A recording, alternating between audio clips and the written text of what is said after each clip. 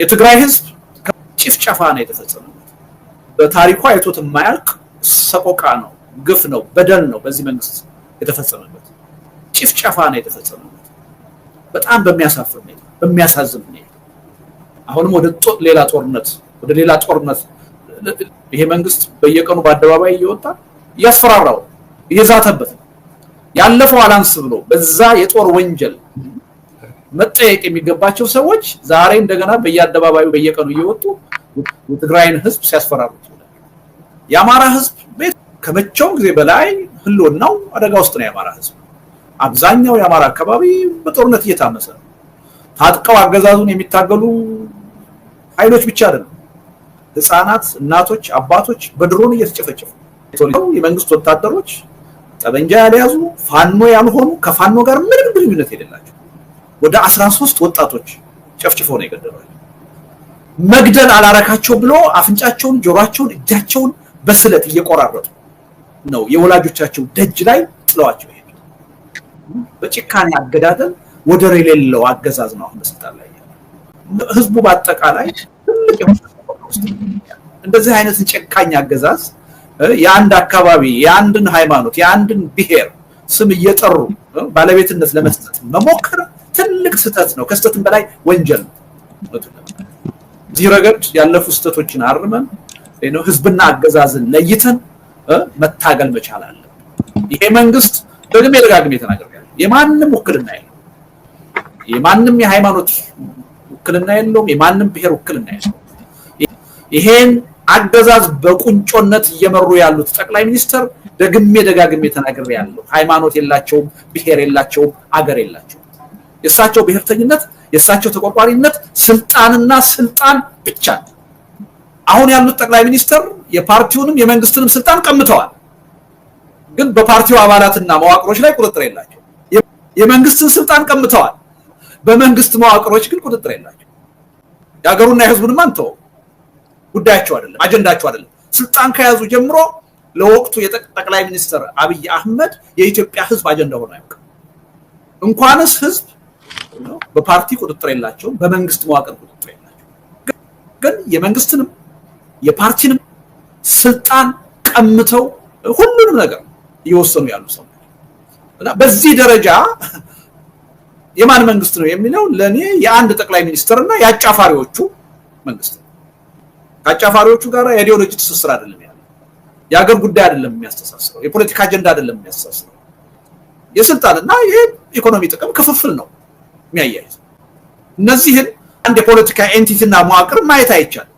ጭፍራዎች ናቸው ተከታዮች ናቸው ስለዚህ በዚህ ደረጃ የወረደ ኃይል ነው ያለው እና ይሄን አገዛዝ የአንድ ማህበረሰብ ወይም ህዝብ አገዛዝ አድርጎ ለማየት መሞከር ሪሊ በተለይ ለኦሮሞ ህዝብ ትልቅ በደል ነው ይሄ የቀድሞ ስርዓት የአማራ ስርዓት አይደለም ቀጥሎም የመጣው ስርዓት የትግራይ ስርዓት አይደለም አሁንም ያለው ስርዓት በምንም መመዘኛ የኦሮሞ ህዝብ ስርዓት አይደለም እነዚህ ሶስት ህዝቦች ሌሎቹንም የኢትዮጵያ ህዝብ ጨምሮ በተፈራረቁት አምባገነን መንግስታት ሁሉ በደል ሲደርስባቸው ሲጨቆኑ ሲገፉ ሲጨፈጨፉ ይኖሩ ናቸው ማንንም በዚህ ስርዓት ተጠቅም ያለው የተለየ ሁኔታ ውስጥ ነኝ ያለውት ሊል የሚችል ህዝብና ማህበረሰብ የለም ሁሉም እየተበደለ ነው ያለው ሁሉም እየተጨፈጨፈ ነው ያለው ሁሉም ህልውናው ከመኖር ወደ አለመኖር እየተቀየረ ነው ያለው እኔ አንዳንድ ጊዜ አገዛዙ ሆን ብሎ የሚወረውርልን አጀንዳ እየወሰድን ይሄን አገዛዝ የኦሮሞ ህዝብ አገዛዝ ለማስመሰል ሆን ብሎ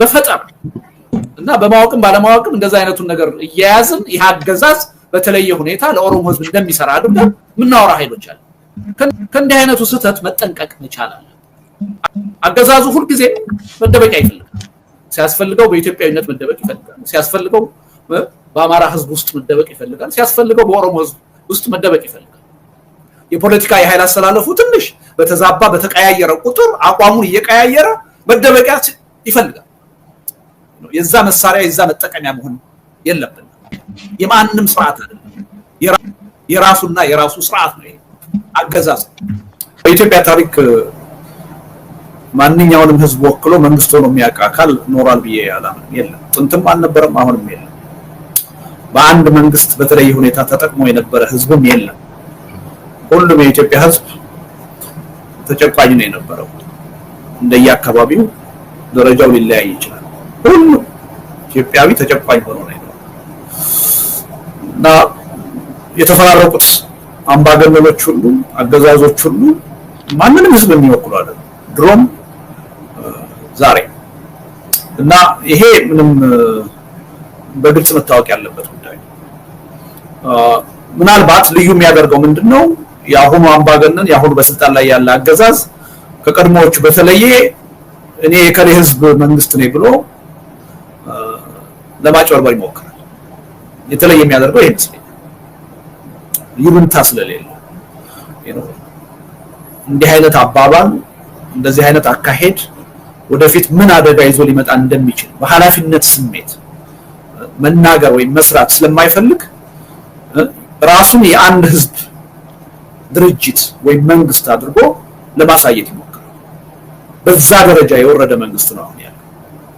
የቀድሞቹ በዚህ መልኩ ራሳችን የከሌ ህዝብ መንግስት ነን ብለው ያውቁ እና አንዱ መታወቅ ያለበት ነገር በኢትዮጵያ ታሪክ በስልጣን ላይ የነበረ የትኛው መንግስት የትኛው ህዝብ ውክልና ኖሮት አያውቅም። የትኛውንም ህዝብ ጠቅሞ አያውቅም። በዚህ ላይ መስማማት ያለብን ይመስለኛል።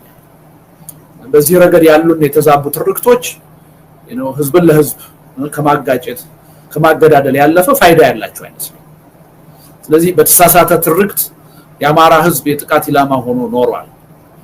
በተሳሳተ ትርክት ከ2 ዓመት በፊት የትግራይ ህዝብ ከፍተኛ የሆነ ዕዳ ፍዳ እንዲከፍል ተደርጓል። አሁን ደግሞ በተሳሳተ ትርክት የኦሮሞ ህዝብ ከፍተኛ የሆነ መከራ ዕዳ እንዲከፍል ነው እየተፈለገ ያለው እና በተለይ አሁኑ አገዛዝ ግልጽ ነው። ኦሮሚያ ትልቅ በታሪኩ አይቶት የማያውቅ ፍዳ ውስጥ ነው ያለው። እኔ እስር ቤት በነበርኩበት ሰዓት እስር ቤቱን አይቼዋለሁ። በኦሮሞ ወጣቶች የተሞላ እስር ቤት ነው ያለው። ወህኒ ቤት አይደለም ወይ ማረሚያ ቤት አይደለም። በፖሊስ ጣቢያ ደረጃ 1 ዓመት ከ4 ወር 1 ዓመት ከ5 ወር የፍርድ ቤትን ደጅ ያላዩ ወጣቶች ነበሩ። እንግዲህ እኔ በነበርኩበት ሰዓት ያ እስር ቤት በነበርኩበት ሰዓት የዛሬ 5 ዓመት ያ ሆኖ ከሆነ ዛሬማ ምንድነው እየሆነ ያለው? ጦርነቱ በተጋጋለ ቁጥር በተባባሰ ቁጥር መንግስት የተዳከመ መስሎ በተሰማው ቁጥር በዜጎች ላይ የሚወስደው የሰብአዊ መብት ጥሰት የታወቀ እየሰፋ እየተባባሰ ነው። የትግራይ ህዝብ ከመቼውም ጊዜ በላይ በታሪኩ አይቶት የማያውቅ ሰቆቃ ነው፣ ግፍ ነው፣ በደል ነው በዚህ መንግስት የተፈጸመበት። ጭፍጨፋ ነው የተፈጸመበት በጣም በሚያሳፍር ሁኔታ በሚያሳዝን ሁኔታ። አሁንም ወደ ሌላ ጦርነት ለመግባት ዝግጅት ላይ ይሄ መንግስት በየቀኑ በአደባባይ እየወጣ እያስፈራራው እየዛተበት ነው። ያለፈው አላንስ ብሎ በዛ የጦር ወንጀል መጠየቅ የሚገባቸው ሰዎች ዛሬ እንደገና በየአደባባዩ በየቀኑ እየወጡ የትግራይን ህዝብ ሲያስፈራሩት ይላል። የአማራ ህዝብ በየትኛውም ስርዓት ተጠቃሚ ሆኖ ያውቃል። የተሳሳተ ሰለባ ሆኖ ያውቃል። በምንም ተአምር ተጠቃሚ ሆኖ ግን አያውቅም። እዚህ አዲስ አበባ አጠገብ ያለ የሰሜን ሸዋ አማራ በነተበ ድህነት ነው ድሮም ዛሬም የሚኖር። አሁን ከመቼውም ጊዜ በላይ ህልውናው አደጋ ውስጥ ነው የአማራ ህዝብ። አብዛኛው የአማራ አካባቢ በጦርነት እየታመሰ ነው። ታጥቀው አገዛዙን የሚታገሉ ኃይሎች ብቻ አይደለም፣ ህፃናት፣ እናቶች፣ አባቶች በድሮን እየተጨፈጨፉ። ተወልጄ ያደኩበት አካባቢ አንድ ቀበሌ ውስጥ ገብተው የመንግስት ወታደሮች ጠበንጃ ያልያዙ ፋኖ ያልሆኑ ከፋኖ ጋር ምንም ግንኙነት የሌላቸው ወደ 13 ወጣቶች ጨፍጭፎ ነው የገደሉት። መግደል አላረካቸው ብሎ አፍንጫቸውን፣ ጆሮአቸውን፣ እጃቸውን በስለት እየቆራረጡ ነው የወላጆቻቸው ደጅ ላይ ጥለዋቸው ይሄዳል። እኔ መግደል አይደለም በጭካኔ አገዳደል ወደር የሌለው አገዛዝ ነው አሁን በስልጣን ላይ ያለው እና መቀጠል እንችላለን። ህዝቡ በአጠቃላይ ትልቅ እንደዚህ አይነት ጨካኝ አገዛዝ የአንድ አካባቢ የአንድን ሃይማኖት የአንድን ብሔር ስም እየጠሩ ባለቤትነት ለመስጠት መሞከር ትልቅ ስህተት ነው። ከስህተትም በላይ ወንጀል ነው። እዚህ ረገድ ያለፉ ስህተቶችን አርመን ህዝብና አገዛዝን ለይተን መታገል መቻል አለብን። ይሄ መንግስት ደጋግሜ ተናግሬያለሁ። የማንም ውክልና የለም። የማንም የሃይማኖት ውክልና የለውም የማንም ብሔር ውክልና የለውም ይሄን አገዛዝ በቁንጮነት እየመሩ ያሉት ጠቅላይ ሚኒስትር ደግሜ ደጋግሜ ተናግሬ ያለው ሃይማኖት የላቸውም ብሔር የላቸውም አገር የላቸውም የሳቸው ብሔርተኝነት የሳቸው ተቆርቋሪነት ስልጣንና ስልጣን ብቻ ምንድነው ልዩ የሚያደርገው አምባገነንም ሊባል የማይችል አምባገነን አንድ የሥርዓት አይነት ሊባል የማይችል መሆኑን ገልጾታል ቁጥጥር የለው ዲና አሁን ለምሳሌ ቀድሞቹ ሥርዓቶች ኢህአዴግን ብንወስድ በፓርቲው ቁጥጥር አለ በመንግስት ቁጥጥር አለ በአገሩና በህዝብ ላይ ቁጥጥር አለ ማዕቀቡን ተቆጣጥሮ ነው የሚሰራው አሁን ያሉት ጠቅላይ ሚኒስትር የፓርቲውንም የመንግስትንም ስልጣን ቀምተዋል ግን በፓርቲው አባላትና መዋቅሮች ላይ ቁጥጥር የላቸው የመንግስትን ስልጣን ቀምተዋል በመንግስት መዋቅሮች ግን ቁጥጥር የላቸው ያገሩና የህዝቡንም አንተው ጉዳያቸው አይደለም አጀንዳቸው አይደለም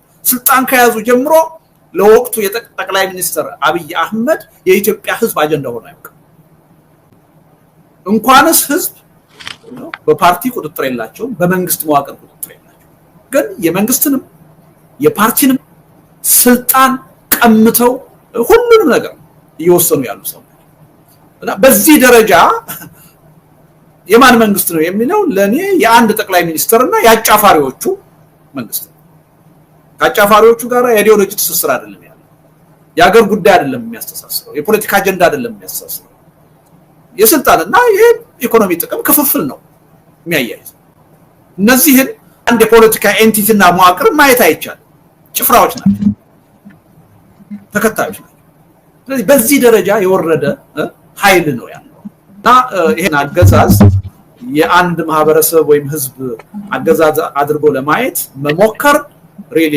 በተለይ ለኦሮሞ ህዝብ ትልቅ በደል ነው ይሄ እኔ በዚህ ረገድ ያለኝ አቋም ከድሮም ጀምሮ የሚታወቅ ነው ማን ነው በሚል አሰራጭቻለሁ የቀድሞ ስርዓት የአማራ ስርዓት አይደለም ቀጥሎም የመጣው ስርዓት ትግራይ ስርዓት አይደለም አሁንም ያለው ስርዓት በምንም መመዘኛ የኦሮሞ ህዝብ ስርዓት አይደለም እነዚህ ሶስት ህዝቦች ሌሎቹንም የኢትዮጵያ ህዝብ ጨምሮ በተፈራረቁት አምባገነን መንግስታት ሁሉ በደል ሲደርስባቸው ሲጨቆኑ ሲገፉ ሲጨፈጨፉ ይኖሩ ናቸው እና ይሄ ትግል የጋራችን ነው የሚያስብለን ይሄ ማንንም በዚህ ስርዓት ተጠቅም ያለው የተለየ ሁኔታ ውስጥ ነኝ ያለሁት ሊል የሚችል ህዝብና ማህበረሰብ የለም ሁሉም እየተበደለ ነው ያለው ሁሉም እየተጨፈጨፈ ነው ያለው ሁሉም ህልውናው ከመኖር ወደ አለመኖር እየተቀየረ ነው ያለው እኔ አንዳንድ ጊዜ አገዛዙ ሆን ብሎ የሚወረውርልን አጀንዳ እየወሰድን ይሄን አገዛዝ የኦሮሞ ህዝብ አገዛዝ ለማስመሰል ሆን ብሎ ያሰራጨውን ዶክመንት ቅርብ ጊዜ እናስታውሰው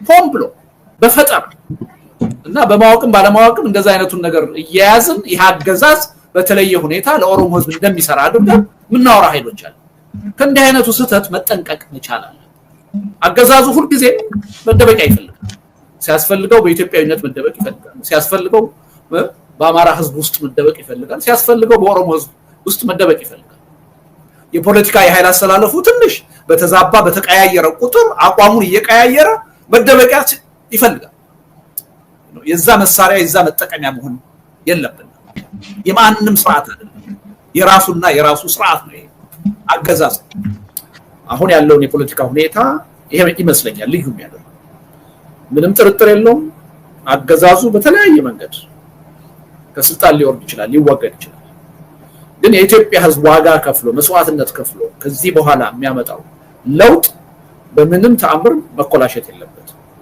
በምንም ተአምር በተለዩ ብልጣብልጦች የፖለቲካ ኃይሎች መጠለፍ የለበት ስለዚህ ይሄ እንዳይሆን ከፈለግን ምናካሄደው ትግል በሐሳብ ጥራት በአጀንዳ በመርህ መመራት አለበት ባንድ በኩል በሌላ በኩል ደግሞ በግርግር ሳይሆን በተናጠል ሳይሆን በድርጅቶች ህብረት ጥምረት መመራት አለበት ስለዚህ የድርጅት ዝግጅት ያስፈልጋል የሐሳብ ዝግጅት ያስፈልጋል እነዚህን ሁለት መሰረታዊ ጉዳዮች አድምተን ስንሰራ ነው ያለፉትን ስህተቶች የማንደግመው የሚል እምነት ነው ያለው ይሄ ትልቅ ያሳሰብ ለውጥ ነው ብያለሁ ቀድሞ የነበረው ከፊታችን ካለው መንግስት የባሰ ነገር አይመጣም ዋናው ነገር ይሄን መንግስት ከስልጣን ማውረድ ነው የሚል የትንፍጭው ዱቄቱን አንጩ አይነት ግልብ የሆነ አካሄድ ነው ነበር ይሄ የኢትዮጵያን ህዝብ ብዙ ዋጋ አስከፍሏል ከዛ ከተማርንና የተለየ ነገር ማምጣት ካለብን ለነዚህ ሁለት ጉዳዮች ልዩ ትኩረት ሰጥተን መስራት አለብን የሚል ግንዛቤ ነው አሁን ባለነው የፖለቲካ ኃይሎች እየተፈጠረ ያለው እና አድርጎ ዞሮ ይህ አገዛዝ በራሱ ውስጣዊ ሁኔታ ሊፈራርስ ይችላል። መቼም እንደሚፈርስም አናውቅም። ነገ ተኝተን ብድግ ስንል እጅግ ያላሰብነው ያልገመትነው አደጋ አገዛዙ ውስጥ ሊፈነዳ ይችላል። ምክንያቱም ይሄ አገዛዝ ሪሊ አደጋን ለማስተናገድ ሰፊ እድል ይዞ የሚጓዝ አገዛዝ በአንድ ግለሰብና በጭፍራዎቹ የሚመራ የሚንቀሳቀስ አገዛዝ ስለሆነ በውስጡ ቅራኔዎችን ለመፍጠር አደጋዎችን ለመፍጠር ሰፊ እድል ያለው አገዛዝ። ስለዚህ ይሄ አገዛዝ በእኛ ትግል ብቻ ሳይሆን በራሱ ውስጣዊ ችግርና ድክመትም የሆነ ጊዜ ላይ ሊፈርስ ይችላል። ያኔ ይህች ሀገር ምንድነው የሚገጥማት ታፈንታ ህዝባችን የሚገጥመው ታፈንታ ምንድነው የሚለውን ነገር በስክነት አስበን ካሁኑ መነጋገር ያስፈልጋል፣ መዘጋጀት ያስፈልጋል። እጃችን አጣጥፈን እንቀመጣለን። በተመሳሳይ ሁኔታ አገዛዙ በውስጥ ችግሩ ይወድቃልና እኛ ያውድቀት ሲመጣ ደግሞ ዝም ብለን እጃችን አጣጥፈን እንላለን። አንድ አገዛዝ የተበላሸ አገዛዝ ሆኖ ደካማ አገዛዝ ሆኖ ጠንካራ ትግል በሌለበት አገርና ሁኔታ ለረጅም ጊዜ ምናልባትም ከገመትነውና ካሰብነው ውጪ በስልጣን ላይ ሊቆይ ይችላል። ይሄን በኢትዮጵያ አይተናል። አለቀላቸው የተባሉ አገዛዞች በኢትዮጵያም በሌላም ሀገር የህዝብ ቅቡልነት ሳይኖራቸው ህዝባዊ መሰረት ሳይኖራቸው የተጠሉ ሆነው ይያለ ደካሞች ሆነው ይያለ ለረጅም ጊዜ ከሚገመተው በላይ በስልጣን የሚቆዩበት እድል አለ። ስለዚህ በውስጥ ችግሩ ይፈራርሳል ብለን ቁጭ ብለን ደግሞ ማየት አንችልም። የራሳችንን በቂ ዝግጅት ቅድም ካልኩት አንፃር የሐሳብ ዝግጅት የመዋቅር የድርጅት ዝግጅት ማድረግ አለብን የሚል እምነት አለ። ስለዚህ ለሁለቱም መዘጋጀት ያስፈልጋል። ይሄን ዝግጅት ያደረግን ነው። ለዚህ ዝግጅት ከበቂ በላይ የሆነ የጋራ አጀንዳ አለ። ይሄ አገዛዝ ከፊታችን ባለ በማንኛውም ቀንና ሰዓት ሊፈርስ ይችላል። በራሱ የውስጥ ችግር በውስጥ ቅራኔ በውስጥ ግጭት ይሄ አገዛዝ ነገ ተኝተን ስንነሳ ያልገመትነው ያላሰብነው አደጋ ውስጥ ገብቶ ልናገኘው ይችላል። ቅድም ምን ብያለሁ? በአስተሳሰብ በአይዲዮሎጂ በሀገር ፍቅር ተሳስሮ የሚሰራ ድርጅት አይደለም። ይሄ የኢኮኖሚ ጥቅምን እና ስልጣንን በማካፈል በክራይ ሰብሳቢነት አስተሳሰብ የተጋመዱ ጥቂት ኃይሎች ይዘውት የቆሙት አገዛዝ ይህ አገዛዝ በማንኛውም ሁኔታ አደጋ ውስጥ ሊገባ ችግር ውስጥ ሊገባ ይችላል። ያ ችግር የዛሬ ዓመት አይደለም፣ የዛሬ 2 ዓመት አይደለም፣ ነገ ተኝተን ስንነሳ ሊከሰት ይችላል። ስለዚህ ምናልባት የሚያስኬደው ዘግይተናል ነው እንጂ ፈጥነናል አይደለም፣ ነገ አይደለም። በዚህ ጉዳይ ላይ መዘጋጀት ያለብን ዛሬ ነው። ምክንያቱም ነገ የሚሆነውን አናውቅም። በእኛ ትግል የሚመጣው ለውጥ የራሱ የጊዜ ሂደት ሊጠይቅ ይችላል። ለምን ዝግጅት ያስፈልጋል? የሰነድ ዝግጅት፣ የሐሳብ ዝግጅት ያስፈልጋል። ድርጅታዊ ዝግጅት ያስፈልጋል። ህዝብን ማሰባሰብ ሞቢላይዝ ማድረግ ያስፈልጋል።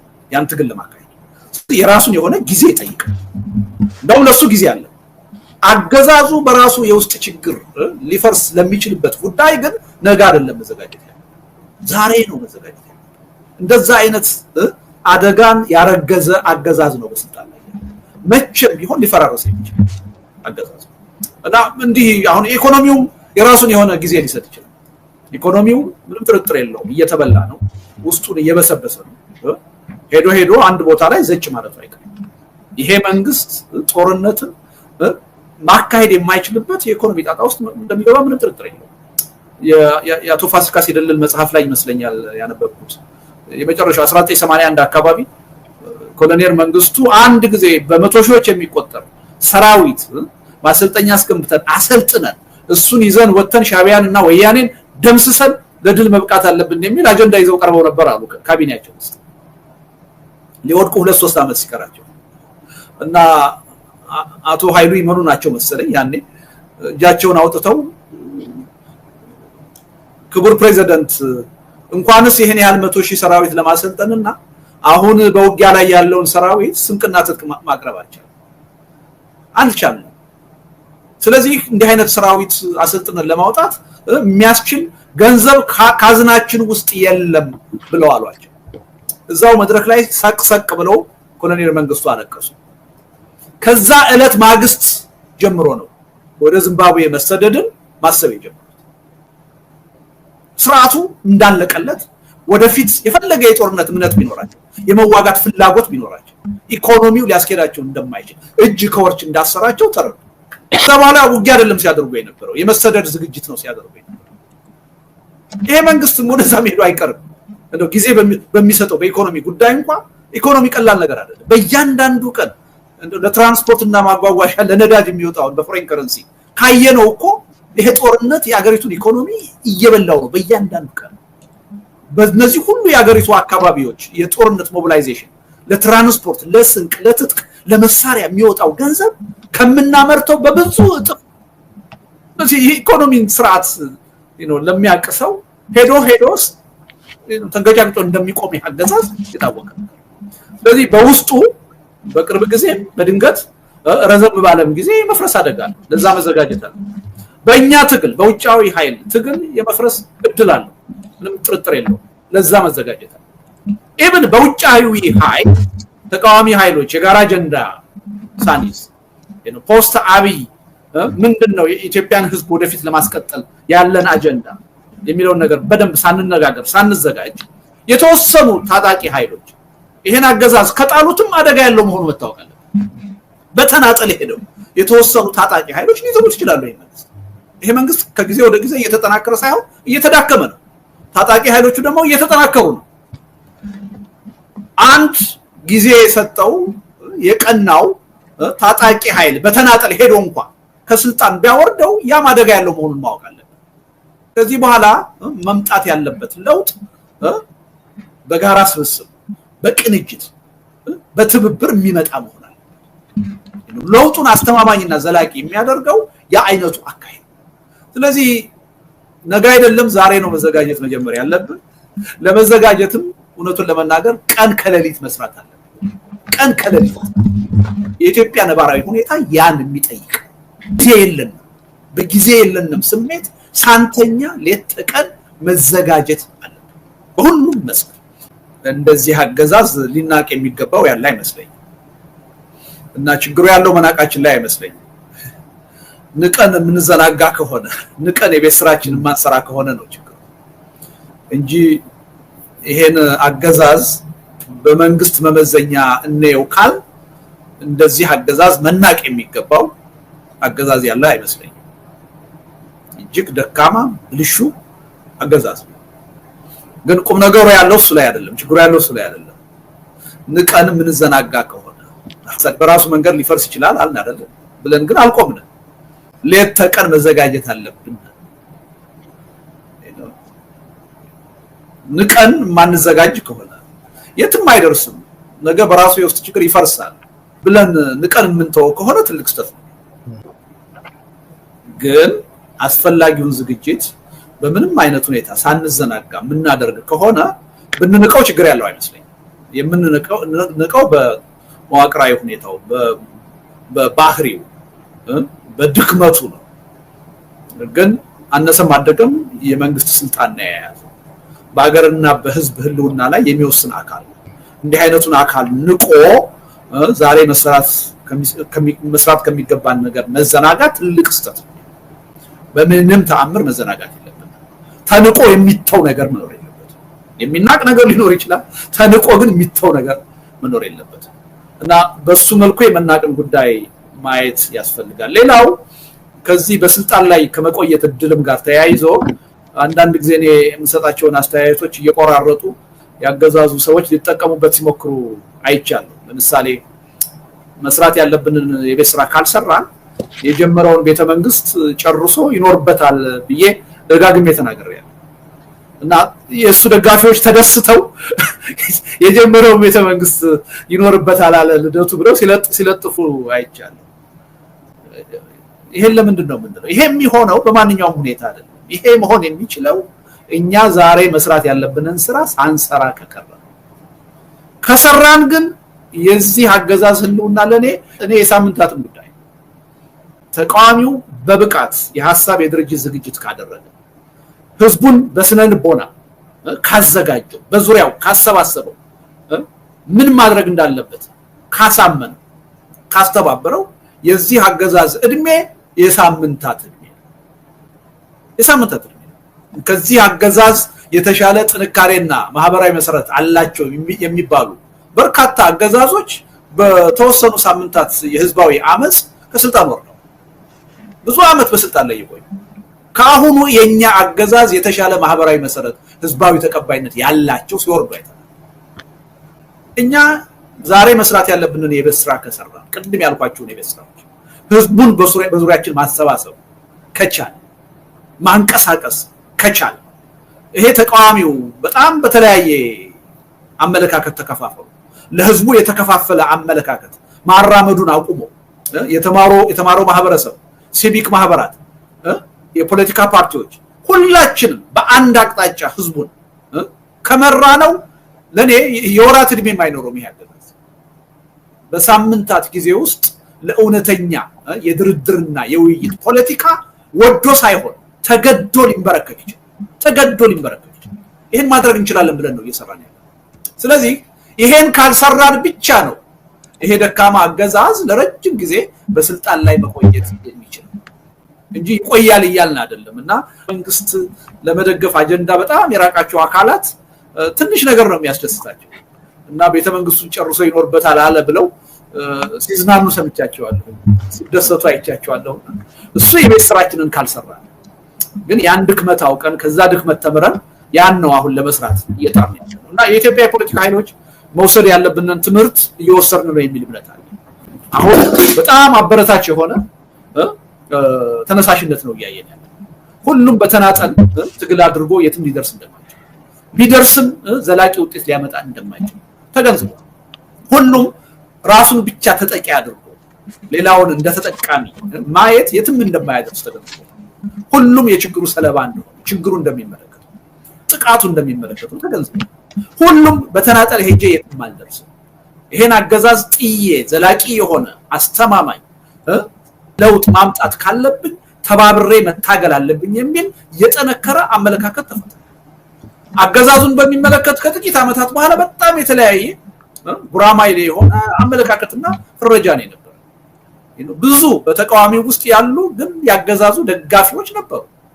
በዚህ አገዛዝ ፍላጎታችን ምኞታችን ይሳካል ብለው የሚያምኑ በዚህ አገዛዝ አገሪቱ ትለወጣለች ብለው የሚያምኑ ነበሩ። አሁን ሁሉም ይሄ እንደማይሆን ገብቶታል። ገዥውን ፓርቲ በሚመለከት ያለን አመለካከት በጣም በሚገርም ሁኔታ ወደ አንድነት መጣ። ተቀራራቢ አንድ ሊባል የሚችል ስለዚህ ይሄ መሰረታዊ የሆነ ለውጥ መጥቷል። ከነበረው ጥፋት ጉዳት መማር ችለናል ብዬ ነው ማለት በጣም አበረታቸው ነው ተስፋ ሰጭ ሆነ። እኔ እውነቱን ለመናገር ተስፋ ያጣሁበት ጊዜ ነበር።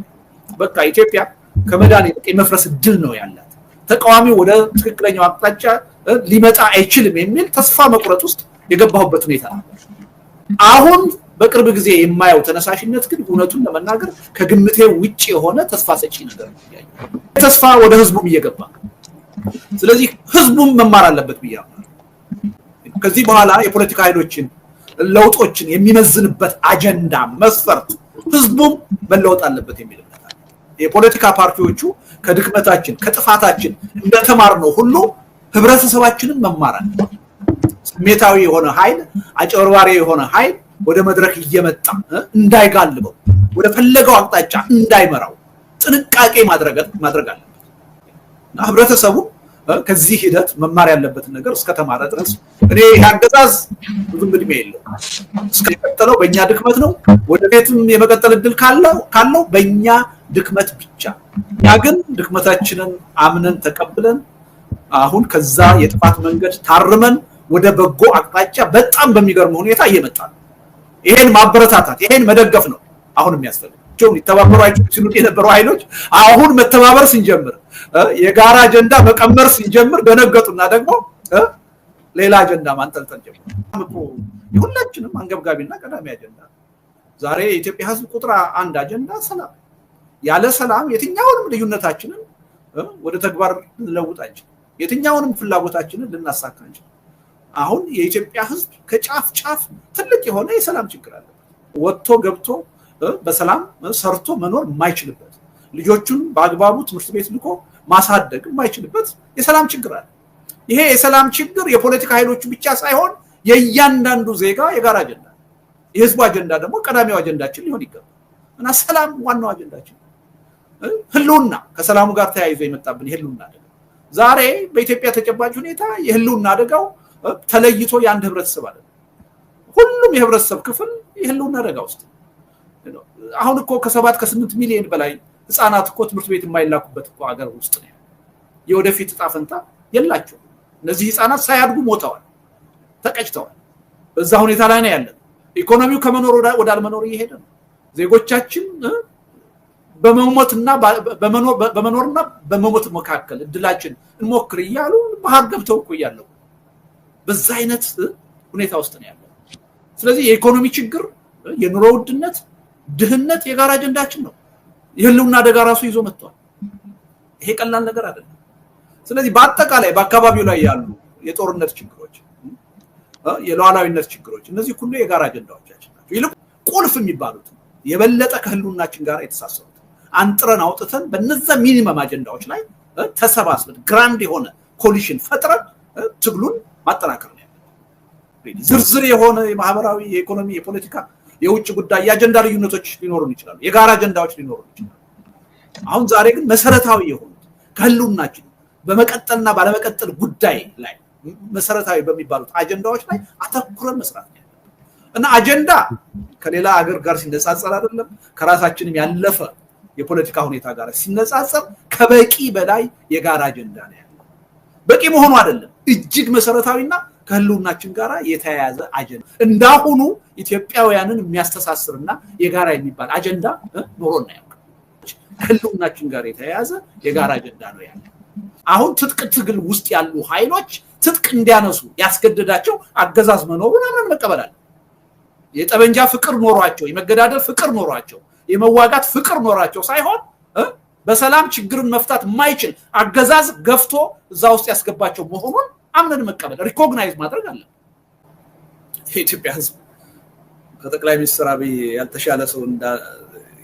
ያልተሻለ ሰው አለ ብሎ ያምናል የሚል እምነት የለኝም እንኳን ከተቃዋሚው ጎራ ከራሱ ከብልጽግና ውስጥ እድሉን ቢያገኙ ከጠቅላይ ሚኒስትሩ የተሻሉ ብዙ ሰዎች አሉ በሆነ መጥፎ የታሪክ አጋጣሚ ጠቅላይ ሚኒስትሩ ስልጣን እጃቸው ላይ ወደቀ እንጂ እንኳንስ ሀገር አንድ ወረዳም አንድ ፕሮጀክትም ማስተዳደር የሚችሉ ሰው አይመስለኝም ይሄ ጠቅላይ ሚኒስትር ስልጣን ቢለቅ ወይም ከስልጣን ቢጠፋ ከሱ የተሻለ ሰው ሊኖር ይችላል ወይ ብሎ ጥያቄ የሚጠይቅ ሰው በመጀመሪያ ጥያቄውን ለራሱ ነው መጠየቅ ያለበት ለራሱ ክብር የሌለው ሰው ነው እንደዚህ ብሎ ሊጠይቅ የሚችል ምክንያቱም ራሱንም ከጠቅላይ ሚኒስትሩ በታች አድርጎ የሚያይ ሰው መሆን አለበት እንደዚህ ብሎ የሚያስብ ለኢትዮጵያ ይሄ ጠቅላይ ሚኒስትር የሚገቡ ሆነው ኢትዮጵያ የምትባለዋ ታላቅ ሀገር የ130 ሚሊዮን ህዝብ ሀገር ከዚህ ጠቅላይ ሚኒስትር የተሻለ ሰው